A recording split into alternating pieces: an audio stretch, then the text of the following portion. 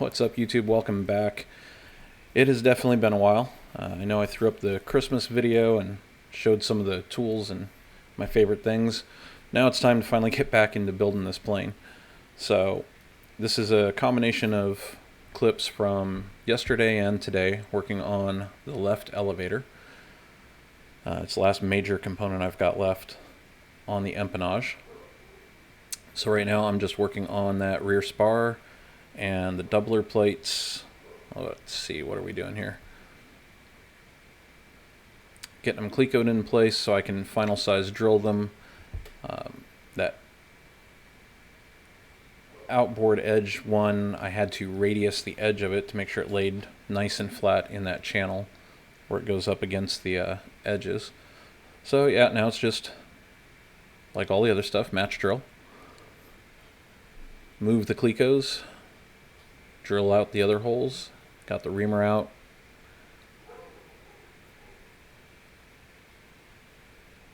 And of course the cleco tool, because why not?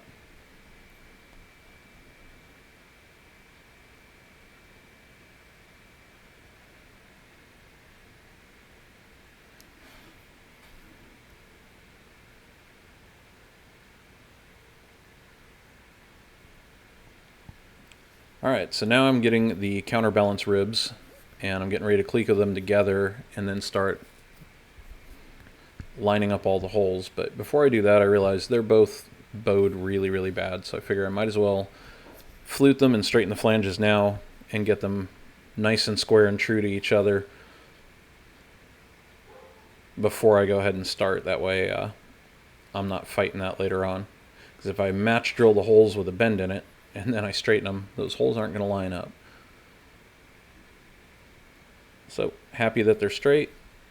Cleco things together and start match drilling the skeleton.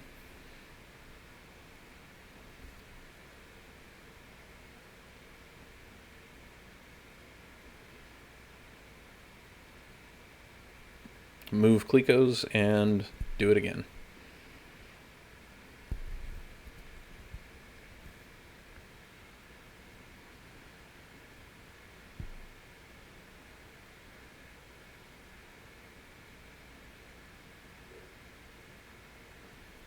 So here in a little bit, I'm going to start working on that actual counterbalance. You can see me getting the counterbalance skin out right there. And spoiler for an upcoming event, I break off my number 30 12-inch long drill bit inside the lead weight. That was exciting. But we'll get to that. Right now, I'm just trying to fit the skin, and that little section of skin has 3 rows of holes on it. And it's been almost a month since I did the other one, so back and forth to the plan several times to make sure I'm lining it up on the right set of holes. And it is a very tight fit with that lead weight wedged in the end there. Got to kind of pry over some of the holes and force things to line up until the clecos all start coming in, and then it lines up nicely and you can start match drilling. Alright, so now I'm going to start drilling the holes through the lead counterweight, which also have to line up with flanges on the back side.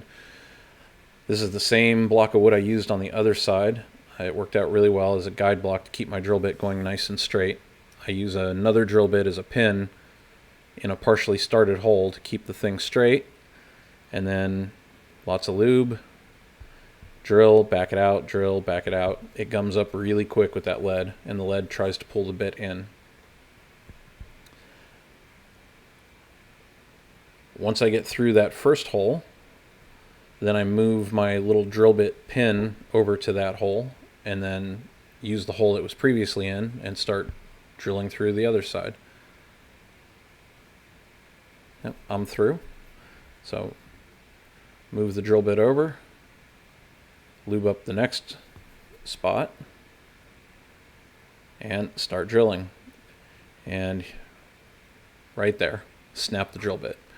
I could feel it grabbing. I tried to back it out, but I wasn't quick enough to stop it. Now the very nub of it is sticking up, and I'm contemplating how I'm going to get it out. But there's not quite enough sticking out for me to grab it with anything. And I really don't want to take all those clecos back out and take the lead weight out. So first choice, go grab the vice grips and see if I can get a hold of it, but It's not sticking out far enough. So then I'm going to try a reverse drill bit. Nothing for it to grab onto, so that didn't work. So now I know I'm going to have to take that lead weight out. So take off the clecos off one side, pull the weight out, try to grab it again, still can't grab it. Then it dawns on me, I've already got one hole drilled through there. If I take the guide block and pin it to the back side and I line it up right, I should be able to drill from the back side all the way through and meet up with where that drill bit broke.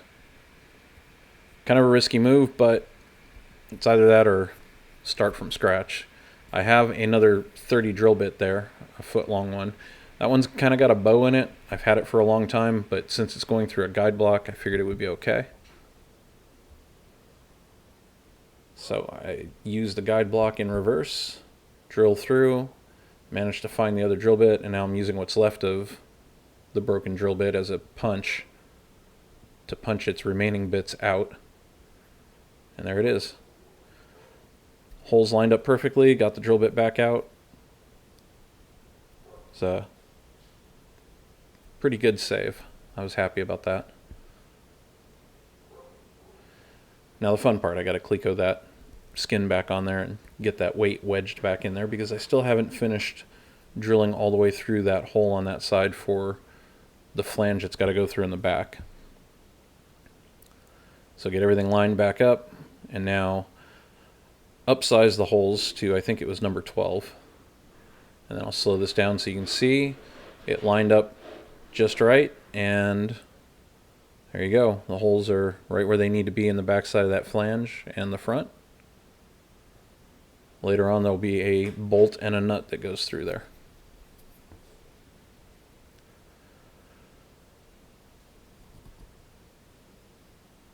Alright, back to assembling the skeleton. So that little rib on that end there eventually gets the control horn on it, and you'll see later on I'm going to have to machine countersink the holes so that I can put flush rivets in underneath where that control horn is going to go. But now I'm wrestling with that very floppy skin. The skin on this left elevator is just almost unmanageable, and in retrospect I really should have put the trailing edge in my little brake tool, whatever you want to call it, the thing I made out of 2x8s, and tried to crimp it down a little, because once I start getting this thing clecoed down I realize it's pulling on it pretty hard, which is technically fine right now. It doesn't need to be final pinched until I go to rivet it, but I'm just worried that once I final drill these holes, which I'm going to do here in a few minutes, when I do finally squeeze that thing down, I'm hoping the holes still line up and it doesn't push them in. But committed now because I clecoed it and I drilled it.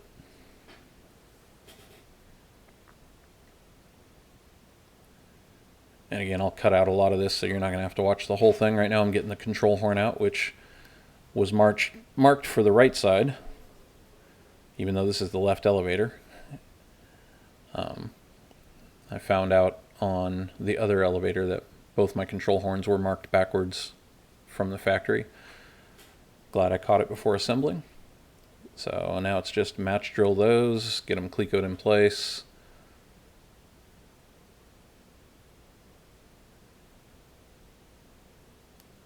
Press on with the process. There is the little mini rear spar that's going to go in front of where the trim tab goes.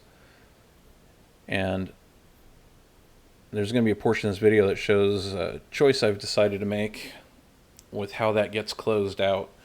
The very end of the elevator and then both ends of the trim tab, they leave you extra skin that you're supposed to fold over using a wood block and a hammer and overlap the two pieces, and then I think rivet them together, so you end up with this weird overlapped seam.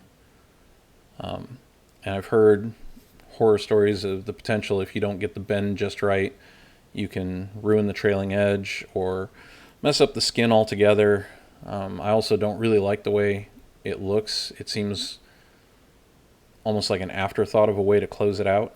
And I've seen other builders that have made little riblets to go in there out of the remaining pieces or extra 703 ribs, which is that counterbalance rib that goes all the way to the trailing edge. I don't have any of those extra ribs, and I didn't want to order any just for that process, but I do like the idea of using a riblet in there to close out those surfaces. So I've decided to make my own. So here, after I finish taking this all apart from the match drilling, it'll be time to clean up the parts and then decide to start working on those riblets. So get the skeleton out.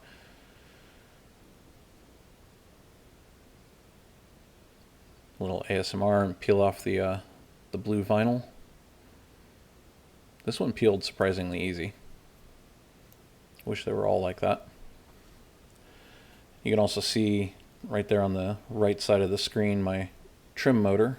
I had it out along with the pieces for it to make sure there wasn't any part of it that I needed to fabricate or deal with now before I commit to dimpling and deburring and ultimately priming parts. So I think I've got everything else done for it that I need to. Alright, so now I've got a 2x2 block of wood, and I'm using the trailing edge of that 703 rib to make me a little form block. And just cutting it out on the bandsaw and sanding it to the line. And now I'm verifying, back and forth, verifying that I've got it the exact right size.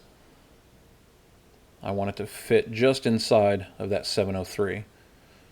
So now I'm using what's left of a beer carton.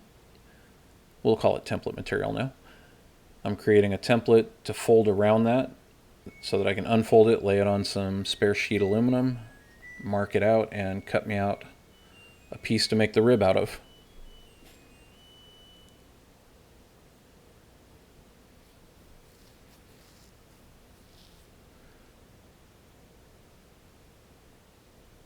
So once I got the square piece or rectangular piece cut out, I put it back on my little form to mark out where the folds are going to be.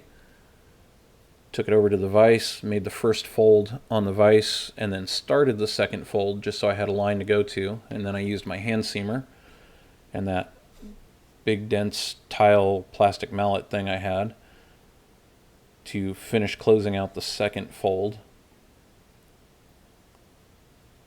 Once I got it roughly where I wanted it to be, took it and put it back on the form to final size it. There you saw me using the edge marking tool so that I can make the flanges the same thickness as the normal flanges on a rib. And then cleaning it up on the disc sander.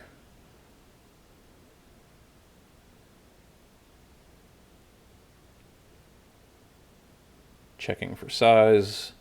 And I made these just slightly longer than what I think I'm going to end up needing. That way I can just trim them down to length. And since there's no holes in them already, the nice thing is when I decide to drill the holes for the rivets that are going to hold them, I can make them through the skin and through that at the same time, and should work out. I think by using that to close out the elevator, it's also going to allow me to use solid rivets in that trailing edge spar instead of the pull rivets it calls for on the inboard side, because I'll be able to reach them. So marking out for the other, ultimately I need to make 3 of these. There's one on either end of the trim tab and there's one on the elevator. So I figured I would just go ahead and make them now. Getting some pictures, which you'll see here in just a second. And there's the trim tab. Pull the vinyl out. I'm going to stick one in there because it's the easiest thing to check it against and make sure that the size and shape is going to work. And I'll slow this down here in a second and show you. There you go. It fits. Some pictures for the gram and the builder's log. There you go. There's all 3 of them. One of them sitting on the form block. There's all three of them laid out. Came out pretty well. And there it is inside the trim tab. So I figured probably 3 rivets on each side will hold it in place. And then when I go to fiberglass and close out the rest of the elevator, I'll do the same thing with those, so it'll just be a nice smooth flush piece. And you'll never know it was there. So I cut out the rest of the deburring and cleaning. You've seen plenty of that, and I've done plenty of it. Went on to the dimpling part because that's just more gratifying.